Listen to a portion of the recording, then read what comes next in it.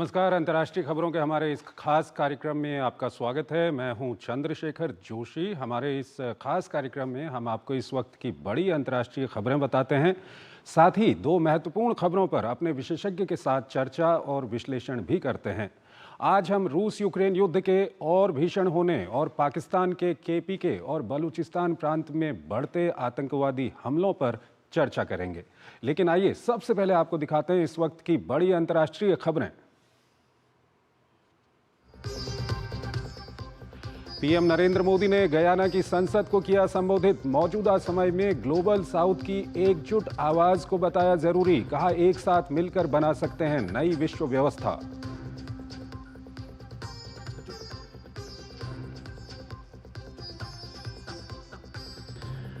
प्रधानमंत्री नरेंद्र मोदी गयाना के सर्वोच्च पुरस्कार द ऑर्डर ऑफ एक्सीलेंस से सम्मानित। डोमिनिका के सर्वोच्च पुरस्कार डोमिनिका अवार्ड ऑफ ऑनर से भी सम्मानित। पीएम ने जताया आभार, भारतवासियों को समर्पित किए सम्मान।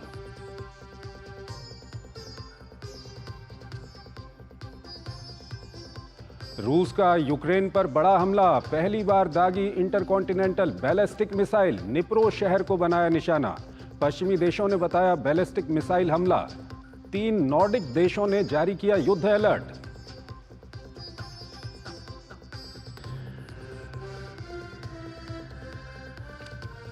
अंतर्राष्ट्रीय आपराधिक न्यायालय ने इजरायली प्रधानमंत्री नेतन्याहू के खिलाफ जारी किया गिरफ्तारी वारंट। इजरायल ने आदेश को किया खारिज। बताया यहूदी विरोधी। हमास के सैन्य कमांडर के खिलाफ भी वारंट।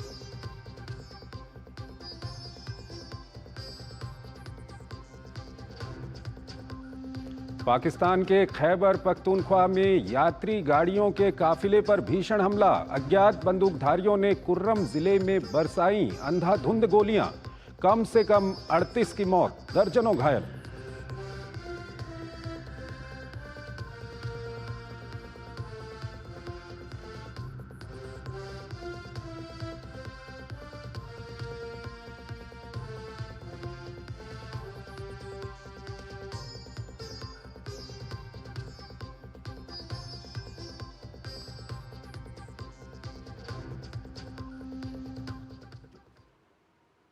और आइए सबसे पहले हम पाकिस्तान से आ रही बड़ी खबर की बात करेंगे। पाकिस्तान के केपीके और बलूचिस्तान प्रांत में हिंसा काफ़ी बढ़ गई है।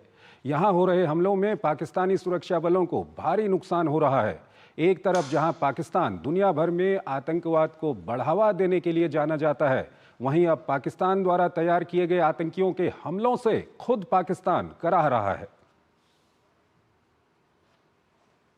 आतंक को विदेश नीति के तौर पर निर्यात करने वाला पाकिस्तान अब खुद इसकी मार से कराह रहा है।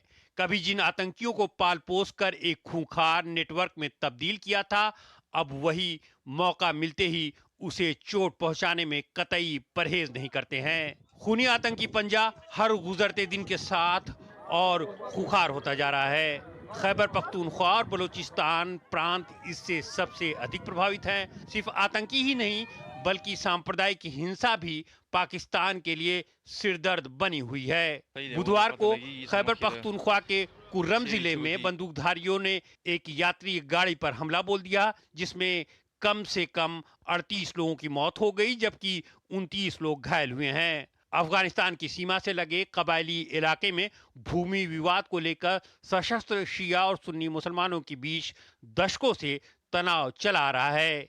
इससे पहले मंगलवार को प्रांत के बन्नू जिले में एक चेकपोस्ट पर बड़ा हमला बोलते हुए आतंकियों ने 12 सुरक्षा कर्मियों की हत्या कर दी थी। विस्फोटकों से भरे वाहन को चौकी से टक्कर मारने के बाद भीषण विस्फोट हो गया। हमले की जिम्मेदारी टीटीपी से अलग हुए एक गुट हाफिज गुल बहादुर ने ली। अक्सर चीनी इंजीनियरों और सीपीईसी परियोजना को निशाना बनाकर किए जा रहे हमलों से बौखलाया चीन भी पाकिस्तान पर कार्रवाई करने के लिए दबाव बना रहा है। तेजी से ध्वस्त होती सुरक्षा स्थिति के मद्देनजर मंगलवार को प्रधानमंत्री शहबाज शरीफ के नेतृत्व में नेशनल एक्शन प्लान कमेटी की बैठक में नकेल कसने का संकल्प दोहराया गया। बलूचिस्तान में व्यापक सैन्य अभियान को मंजूरी दी गई। हालांकि केपीके यानी खैबर पख्तूनख्वा की स्थिति पर चिंता तो जताई गई, लेकिन तुरंत कार्रवाई का फैसला नहीं लिया गया। केपीके में पाकिस्तान पहले भी कई बार सैन्य अभियान चला चुका है। इन अभियानों के दौरान सेना की वर्दी पर मानवाधिकार उल्लंघनों के दाग लग चुके हैं। बलूचिस्तान जैसे अभियान को अंजाम देने के लिए चीनी सेना ने पाकिस्तान पहुंचकर अभ्यास भी शुरू कर दिया है। अब सवाल उठने लगे हैं कि क्या बलूचों के साथ भी केपीके वाली कहानी तो नहीं दोहराई जाएगी। हमारे खास मेहमान हमारे साथ जुड़ चुके हैं। Lieutenant general retired Sanjay Kulkarni हमारे साथ जुड़े हुए हैं, फॉर्मर डीजी रहे हुए हैं इन्फेंट्री के और सैन्य मामलों के जानकार हैं। बहुत बहुत स्वागत है कुलकर्णी साहब आपका हमारे इस कार्यक्रम में। सबसे पहला सवाल आपसे यही जानना चाहेंगे कि पाकिस्तान जो आतंक दूसरे देशों में फैलाने के लिए जाना जाता था और जाना जाता है, और भारत ने तो काफ़ी कुछ दर्द सहा है जो पाकिस्तान की ओर से दिया गया है, लेकिन अब पाकिस्तान के खुद के हालात हम देखें तो बलूचिस्तान की बात करें, खैबर पख्तूनख्वा, फाटा, इन इलाकों में पाकिस्तानी सेना को काफ़ी नुकसान हो रहा है। धन्यवाद चंद्रशेखर। इसमें कोई शक नहीं, क्योंकि पाकिस्तान जो है वो आतंक का गढ़ है and Pakistan uses terrorism as an instrument of state policy. अगर आप सांप पालेंगे तो सांप आपको भी डसेंगे, और यही खैबर पख्तूनख्वा के लोग हैं जिनको पाकिस्तान ने 1947 से कश्मीर में ढकेलने की कोशिश की, और आज वही लोग वहां पर सांप्रदायिक दंगे कर रहे हैं। शिया और सुन्नी के बीच में जो लड़ाई हो रही है, जमीन को लेकर के लड़ाई हो रही है, जहां पे कुरम वो जो प्रोविंस है जहां पे तकरीबन 45% शिया हैं। इससे पहले भी जैसे आपके कॉरेस्पॉन्डेंट ने बताया कि वहां पर एक आत्मघाती का हमला हुआ, एक एक्सप्लोसिव ट्रक के ऊपर, जिसमें 12 सिक्योरिटी मारे गए। इससे पहले अगस्त में तकरीबन 46 लोग मारे गए और 200 से ज्यादा घायल हुए। तो ये जो लगातार घटनाएं चल रही है, और कुरम में, खोस्त में और आपके ननगरार में प्रोविंसेस, ये जो है ये तकरीबन आईएसआईएस, तहरीक तालिबान पाकिस्तान ये गढ़ हैं, और इसके कारण वहां पे उनको बहुत मुश्किल होती है। और जैसे आपने बिल्कुल ठीक कहा, अगर आप सांप पालेंगे और ये सोच करके पालेंगे कि सिर्फ दुश्मनों को डसेगा, ऐसे हो नहीं सकता, वो सांप आपको भी डसेंगे। और आज वही स्थिति पाकिस्तान में है कि पाकिस्तान को खुद नहीं समझ में आ रहा कि आतंक जो जिसको वो एक गढ़ माना जाता है, पूरे विश्व में आतंक फैलाते हैं, वही आतंक आज उनको डस रहा है। उन्हीं के सिक्योरिटी फोर्सेस मारे जा रहे हैं। अभी आप देख लीजिए किस प्रकार से घात लगाया गया है। कुरम में जो एक रास्ता जाता है वो पेशावर के लिए, वहां पर घात लगा करके कॉन्वॉय, ये कॉन्वॉय का इस्तेमाल वो पाकिस्तान इसलिए कर रहा था, ये सोच करके ये 44 गाड़ियां कॉन्वॉय में थी, क्योंकि अगस्त में ही एक इतना जबरदस्त हमला हुआ जिसमें 46 मारे गए। उन्होंने कहा कॉन्वॉय में जाएंगे, तो कॉन्वॉय में कहा, वो तो पहले से ही खबर लग गई थी और उसके ऊपर घात लगा दिया। तो पाकिस्तान जो है जब तक आतंक को छोड़ेगा नहीं, और पाकिस्तान में है ही क्या सिवाय आतंक के, पाकिस्तान के पास कुछ है ही नहीं दिखाने के लिए, और पाकिस्तान आतंक फैलाई जा रहा है और आज उसी का शिकार बन बैठा है। और वही कारण है कि वहां पे आज इतनी बुरी हालत हो गई है। उसका इकोनॉमिक स्टेटस देखिएगा तो कहाँ क्या है। चीन के साथ उनका कुलकर्णी साहब, यहाँ पर एक सवाल ये आता है कि आतंक के खिलाफ कार्रवाई होनी चाहिए, चाहे कहीं भी आतंकवाद हो उसके खिलाफ कार्रवाई होनी चाहिए, लेकिन आतंक के खिलाफ कार्रवाई करने के नाम पर जिस तरह से वहां पर पश्तूनों के खिलाफ, बलूचों के खिलाफ काफ़ी अत्याचार कर रही है पाकिस्तानी सेना, उसके कारण क्या हो रहा है कि बलूच और जो वहां पर पश्तून हैं वो पाकिस्तान और पाकिस्तानी सेना से काफ़ी गुस्सा हैं। ये कितना आग में घी डाल रहा है वहां पर? देखिएगा, पाकिस्तान की जो फौज है जिसे डीप स्टेट कहते हैं, और जिसका पूरा पाकिस्तान के ऊपर कंट्रोल आज नहीं 1947 से लगातार चल रहा है, वो या तो कंट्रोल वो खुद पावर में रहते हैं या रिमोट कंट्रोल से चलते हैं, वो 95% फौज उनके पंजाबियों की है। और पंजाबियों की फौज होने के नाते बलूचियों के बरखिलाफ और पख्तूनों के बरखिलाफ, पश्तून देखिएगा जितने भी पश्तून हैं वो पाकिस्तान ने कितनों को बाहर निकाल के रख दिया है, और यही पश्तून है, यही बलूची हैं जो पाकिस्तान की सरकार से नाराज रहते हैं। इसलिए नॉर्थ वेस्ट फ्रंटियर प्रोविंस हुआ, ये इनका खैबर पख्तूनख्वा हुआ, बलूचिस्तान हुआ, चीन को लेकर के जो अनबन इनकी बनी रहती है सीपीसी के ऊपर, तो ये सब क्योंकि पाकिस्तान के जो डीप स्टेट है, जो फौज है, ये सारा कुछ कंट्रोल करने की कोशिश करती है, और ये दिखाने की कोशिश करती है कि अगर फौज नहीं होगी तो शायद पाकिस्तान नहीं चलेगा। यही कारण है कि पाकिस्तान की फौज ने इमरान खान को भी बंद करके रखा हुआ है, तो ये कार्रवाई जो है, ये पाकिस्तान की फौज, एक पंजाबियों की फौज जिसमें 95% लोग पंजाबी हैं,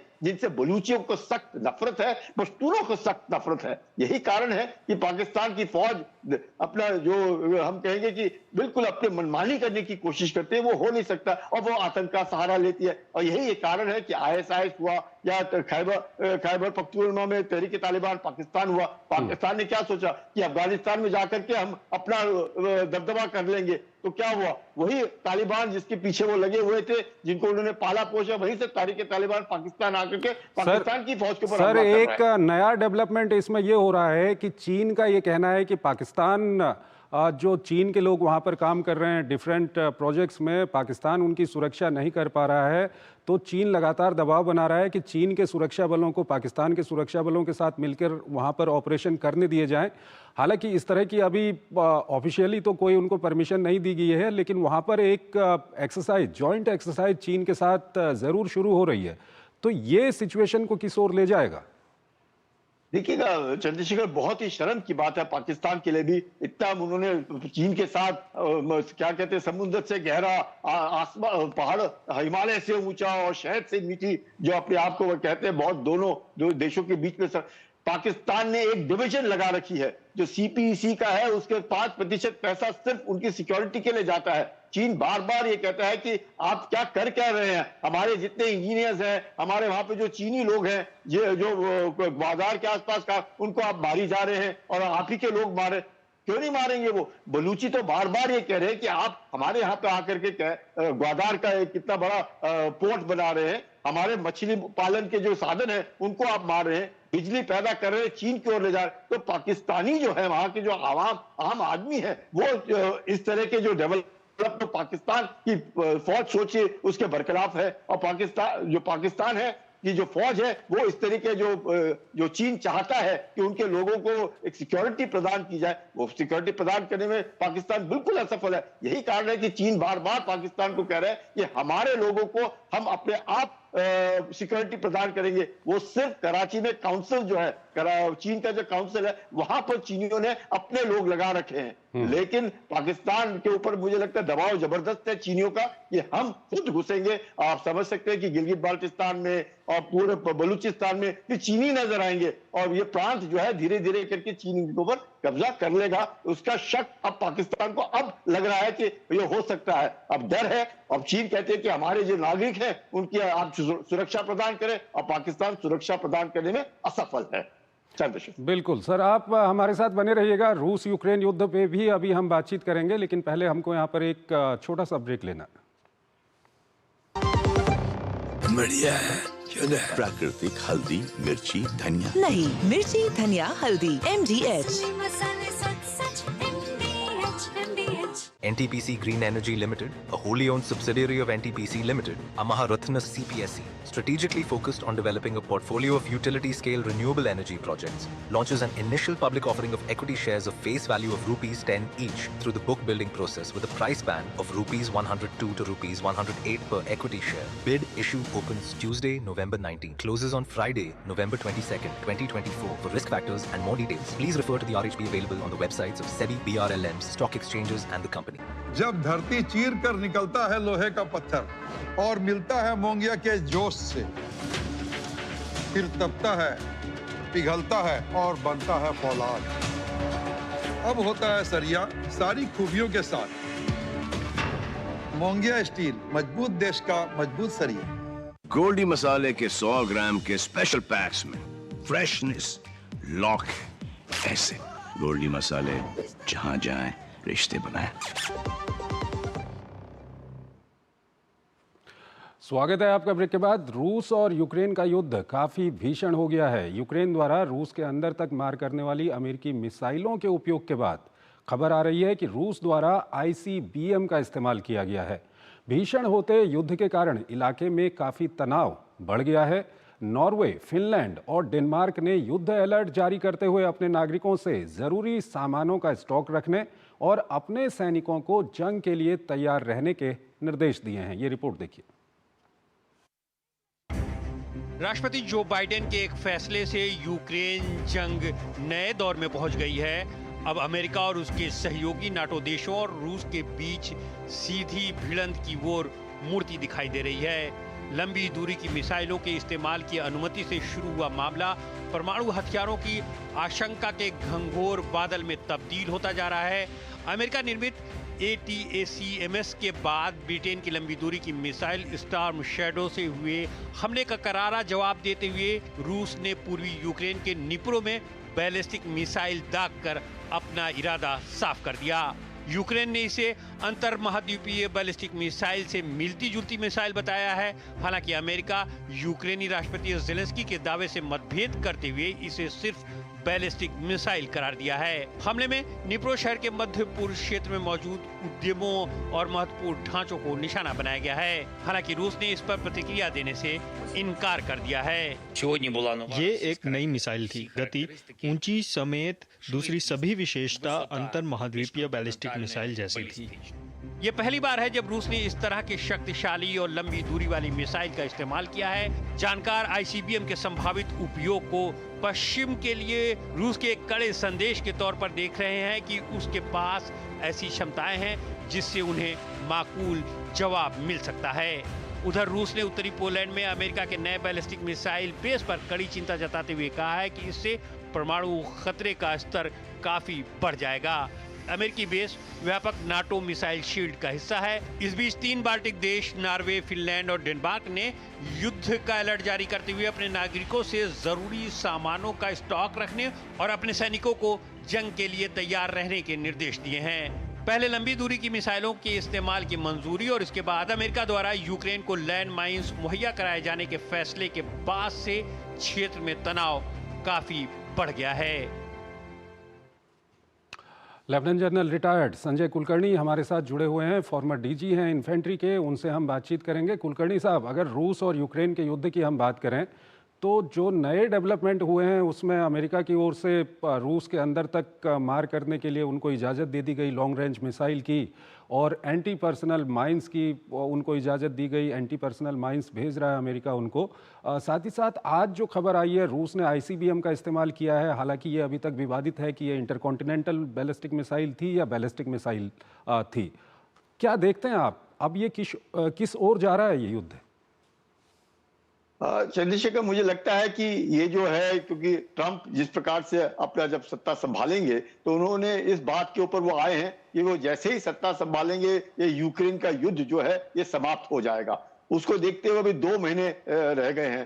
कर्स्क में जिस प्रकार से यूक्रेन ने तकरीबन 1000 स्क्वायर किलोमीटर का इलाका पकड़ के रखा हुआ है और यूक्रेन के तकरीबन लाखों सैनिक मारे जा चुके हैं और अब उनके पास भी बूट्स ऑन ग्राउंड है नहीं। और अब बाइडेन ने जो जिस प्रकार से, चाहे कहा नहीं गया है लेकिन बताया जाता है कि आर्मी टैक्टिकल मिसाइल सिस्टम जिसका रेंज तकरीबन 300 किलोमीटर है, उसको उन्होंने इजाजत दी है कि वो रूस के अंदर फायर कर सकते हैं। ऐसे नहीं कि वो फायर नहीं करते थे, उनके पास थे, उनके पास हिमास भी हैं, उनके पास ये टैंक भी हैं और अपना स्टॉर्म मिसाइल भी हैं, लेकिन उसका इस्तेमाल सिर्फ यूक्रेन के, यानी चाहे वो प्रोविंस जो रूस ने कब्जा कर रखे वो यूक्रेन का ही समझ करके वहां फायर करते, लेकिन रूस के अंदर नहीं करते थे। तो कहा जाता है कि कर्स्क में ही इस्तेमाल करने का उन्होंने दिया, पर लेकिन जैसे जेलेंस्की कह रहे हैं कि अस्ताखान से ये ICBM फायर हुआ है और फायर होने के बाद निप्रो जो शहर है, जो इंडस्ट्रियल उनका हब है जहां पे टैंक्स और भक्तरबंद गाड़ियां बनती हैं और रिपेयर होती हैं, उनको जबरदस्त नुकसान पहुंचा है। उसको देखते हुए लगता है कहीं ना कहीं एक तरीके से मैसेजिंग जा रहा है पुतिन की तरफ से कि अगर भड़काने की कोशिश कर रहे हैं और या एडमिनिस्ट्रेशन जो राष्ट्रपति है जो जा रहे हैं अगर इस तरह का करते हुए तो हम छोड़ेंगे नहीं। हमारे पास जो भी हम अपने टेरिटोरियल इंटेग्रिटी सॉवरेनिटी के लिए हम जो कदम उठाएंगे वो सारे उठाने के लिए तैयार है। और इसीलिए कहा जाता है कि ICBM हुआ क्योंकि उधर से अटैक जिसका रेंज 300 किलोमीटर है रूस के अंदरूनी इलाकों में फायर होगा, तो इसको अपना रशिया ने भी इस्तेमाल करके दिखाने की कोशिश की है। और किंजल मिसाइल्स जो कि हाइपरसोनिक मिसाइल्स हैं हाइपरसोनिक यानी कि अपनी ध्वनि की गति से 5 गुना ज्यादा उसकी स्पीड, तो रेडार के ऊपर पकड़ने में बहुत मुश्किल होता है। सुपरसोनिक मिसाइल इस्तेमाल कर रहे हैं, इंटरकॉन्टिनेंटल बैलिस्टिक मिसाइल का इस्तेमाल कहा जा रहा है, किसी ने कहा नहीं, रूस ने कहा नहीं कि हमने किया है, तो intermediate range ballistic missile IRBM जो उसे बोलते हैं उसका इस्तेमाल कर। तो ये जो तरह तरह के हेवी वेपनरी जिसके से जबरदस्त नुकसान हो सकता है, ऐसे वक्त की जब अमेरिका ये कह रहा है कि 50,000 सैनिक रूस ने इकट्ठे किए हैं कर्क से ऑफेंसिव के लिए, जिसमें 10,000 वो कहते हैं कि नॉर्थ कोरियन है, उनको डराने के लिए कि आप इस लड़ाई के अंदर भाग ना लीजिएगा। यूक्रेन समझता है कि कुछ ना कुछ पकड़ कर बैठना चाहिए, नहीं तो अगर सीज फायर ट्रंप के आने के बाद हो जाता है तो बार्गेनिंग के लिए उनके पास क्या रहेगा। तो उसी तरीके से रूस भी सोचता होगा कि 2 महीने हैं, इस 2 महीने में जितना भी ले सकते हैं ले लेंगे, उसके बाद देखते हैं। सर यहीं पर आपसे मैं सवाल पूछना चाहूंगा, क्योंकि अमेरिका में सत्ता परिवर्तन होने वाला है जनवरी में, और मॉडर्न, क्योंकि आप मिलिट्री एक्सपर्ट हैं, और मॉडर्न मिलिट्री साइंस की अगर हम बात करें तो कहीं ना कहीं डी एस्केलेशन के लिए एस्केलेशन भी काफ़ी ज़रूरी हो जाता है। तो कहाँ, किस ओर, क्या शांति की ओर जाएगा ये? मुझे लगता है शांति की ओर जाएगा, क्योंकि अभी तक तो यूक्रेन का ऐसा कुछ दबदबा नजर नहीं आ रहा है, रूस का ही दबदबा है। रूस के ही ऑफेंसिव ने तकरीबन 18 से 20% इलाका यूक्रेन का पकड़ के रखा है, और यूक्रेन के पास भी अब बूट्स ऑन ग्राउंड नहीं है। रूस की भी परेशानी साफ नजर आ रही है। अगर नॉर्थ कोरिया के सैनिकों का इस्तेमाल करने की उनके वो नौबत आ गई है तो उनको भी परेशानी है। लेकिन वक्त है 2 महीने का, जैसे पहले की ट्रंप सरकार है, तो कहीं ना कहीं पर चल रहा है कि जो उन्होंने इलाका पकड़ा है वो उन्होंने गंवाना नहीं चाहिए। और दूसरा जो यूक्रेन है वो सोचा होगा जितना ज्यादा इलाका हम पकड़ सकते हैं उतना फिर बार्गेनिंग में फायदा हो जाएगा, क्योंकि ज़ेलेंस्की है पहचान गए हैं कि ट्रंप जो है उनको सहायता नहीं देंगे जिस प्रकार की सहायता उनको भी बाइडेन एडमिनिस्ट्रेशन से मिल रही है। तो नाटो को लेकर के भी परेशानी है, प्लस सर्दियां आने वाली है, उससे पहले जितना हो सके, तो आपने बिल्कुल ठीक कहा, escalation to ensure de escalation, जिससे कि सीज फायर के वक्त फिर देखते हैं वेस्ट यूक्रेन बनेगा, ईस्ट यूक्रेन बनेगा, कैसे बनेगा। और अपने पुतिन ने तो कहा है अगर पोलैंड या कोई भी देश अगर भाग लेते हैं तो हम समझेंगे कि सारे नाटो देश हमारे बरखिलाफ लड़ाई करने के लिए तैयार है, तो हम उसके लिए भी तैयार है। उसके लिए भी इस तरह के ICBMs और इस तरह के हथियार इस्तेमाल किए जा रहे हैं कि पश्चिमी देशों को एक तरीके से मैसेजिंग है कि आप दखलंदाजी ना दे, रूस कमजोर नहीं है, रूस किसी के भी बरखिलाफ लड़ने के लिए तैयार है। और उसकी न्यूक्लियर डॉक्ट्रिन को भी उसने ट्वीट किया है, ये बताने के लिए जरूरी नहीं कि न्यूक्लियर का ही हमारे ऊपर अगर हमला होगा तो हम न्यूक्लियर के द्वारा करेंगे, नॉन न्यूक्लियर हमला भी अगर होगा और हमारी प्रभुत्ता पे अगर आंच आएगी तो हम इस्तेमाल करेंगे। तो ये सब मुझे लगता है 2 महीने के लिए है, और उम्मीद करते हैं कि ट्रंप के आने के बाद शांति बहाल होगी। और उसी की उम्मीद पूरा विश्व लेकर के बैठा है कि ट्रंप अगर इलेक्शन जीते हैं और इस मुद्दे पे भी जीते हैं जो बहुत बड़ा मुद्दा है विश्व की शांति के लिए, अगर वो कर पाते हैं तो उससे पहले ये सब मुझे लगता है कैनवसिंग, प्रोपेगेंडा, प्लस जितना हो सकता है एस्केलेट करके जितना जमीन ले सकते हैं, जमीन पकड़ सकते हैं, वो चल रहा है। बहुत बहुत शुक्रिया सर, इन दोनों विषयों पर हमारे दर्शकों के सामने आपने बहुत अच्छा विश्लेषण रखा, जो जानकारियां हमारे दर्शकों को दी उसके लिए बहुत बहुत आपका शुक्रिया। और यहाँ पर हम एक छोटा सा ब्रेक लेंगे, ब्रेक के बाद हम आपको आज की प्रमुख अंतर्राष्ट्रीय खबरें बताएंगे। गोल्डी मसाले के 100 ग्राम के स्पेशल पैक्स में फ्रेशनेस लॉक है ऐसे। गोल्डी मसाले जहां जाएं रिश्ते बनाएं। स्वागत है आपका ब्रेक के बाद, और अंतर्राष्ट्रीय खबरों के हमारे इस कार्यक्रम में आज इतना ही, लेकिन जाते जाते आपको छोड़ जाते हैं आज की प्रमुख अंतर्राष्ट्रीय खबरों के साथ। नमस्कार। गयाना के दौरे पर गए पीएम मोदी को गयाना ने देश के सर्वोच्च राष्ट्रीय पुरस्कार द ऑर्डर ऑफ एक्सीलेंस से सम्मानित किया। वहीं डोमिनिका ने भी पीएम मोदी को अपना सर्वोच्च राष्ट्रीय पुरस्कार डोमिनिका अवार्ड ऑफ ऑनर से सम्मानित किया। पीएम मोदी ने ये अवार्ड भारतीयों को समर्पित किए। अंतर्राष्ट्रीय आपराधिक न्यायालय ने इजराइल के प्रधानमंत्री बेंयामिन नेतन्याहू और पूर्व रक्षा मंत्री योव गैलेंट के साथ साथ हमास के सैन्य कमांडर मोहम्मद डैफ के खिलाफ गिरफ्तारी वारंट जारी किया है। ये वारंट मानवता के विरुद्ध अपराधों और युद्ध अपराधों के लिए जारी किया गया है। हालांकि इजराइल का दावा है कि उसने पिछले जुलाई में एक हवाई हमले में हमास की सशस्त्र शाखा कसम ब्रिगेड के नेता डेफ को मार डाला था। इस बीच नेतन्याहू के कार्यालय ने अदालत को यहूदी विरोधी बताते हुए अंतर्राष्ट्रीय आपराधिक न्यायालय के वारंट जारी करने को खारिज कर दिया। ऑस्ट्रेलिया की सरकार ने गुरुवार को संसद में एक विधेयक पेश किया जिसका उद्देश्य 16 साल से कम उम्र के बच्चों के लिए सोशल मीडिया पर प्रतिबंध लगाना है और उल्लंघनों के लिए सोशल मीडिया प्लेटफॉर्म्स पर 49.5 मिलियन ऑस्ट्रेलियाई डॉलर तक जुर्माना लगाने का प्रस्ताव है। ब्राजील पुलिस ने पूर्व राष्ट्रपति जैर बोल्सोनारो के मंत्रिमंडल के एक सदस्य सहित 5 लोगों को गिरफ्तार किया, जिन पर 2022 में तत्कालीन राष्ट्रपति लुइस इनासियो लूला दा सिल्वा को उनके पद संभालने से कुछ दिन पहले मारने की कथित योजना में शामिल होने का संदेह था। पुलिस द्वारा जब्त किए गए दस्तावेजों से पता चला कि लूला और उनके निर्वाचित उपराष्ट्रपति गेराल्डो एल्कमिन को गोली मारने या जहर देने की योजना बनाई गई थी।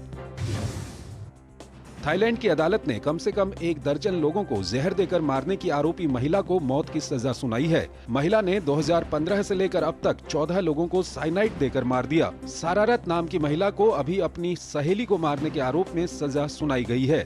13 लोगों को मारने पर उस पर अभी मुकदमा चल रहा है। इस घटना ने पूरे देश को हिलाकर रख दिया है। सर्बियाई अधिकारियों ने एक रेलवे स्टेशन पर छत गिरने के मामले में 11 लोगों को गिरफ्तार किया है, जिसमें 15 लोगों की मौत हो गई थी और इसके लिए सरकारी भ्रष्टाचार को दोषी मानते हुए विरोध प्रदर्शन किया गया था। दरअसल उत्तरी शहर नोवी सैड में पुनर्निर्मित स्थानीय ट्रेन स्टेशन पर छत गिर गई थी। इसमें 15 लोगों की मौत हो गई थी।